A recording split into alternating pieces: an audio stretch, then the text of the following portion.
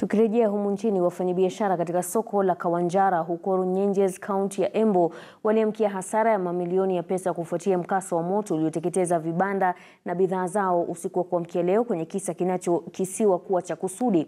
Inadaiwa kuwa mtu mmoja aliitia moto vibanda hivyo kwa petroli na kisha kujiwasilisha kwa polisi na kuandikisha taarifa mwenyewe. Mwenyekiti wa soko hilo Elias Ndwiga amesema kwamba vibanda 150 viliteketea pamoja na mboga na matunda ndani ya vibanda hivyo. Hasara inakadiriwa kuwa takriban shilingi milioni 2.8. OCPD wa Embu Mashariki Mushemi Thenya alithibitisha kisa hicho kwa njia ya simu na kusema kwamba mshukiwa atashtakiwa. Wakati wa usiku saa 8 nilipigiwa simu na mtu mmoja Sapueria, akaniambia vipanda yetu vinachomeka.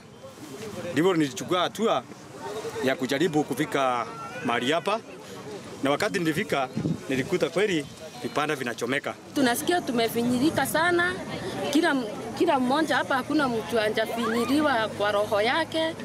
Tunaweza sema wenye wanaweza kutusaidia watusaidie. Wale askari walikuwa hapa waliacha wametuambia tungoje mpaka asubuhi ndio tuende Runyenjes tuende tuandikishe statement. Ndio sasa tukatoka hapa saa 11 tukarudi nyumbani, ndio tukarudi hapa tena ndio tujipange kwenda kuandikisha statement.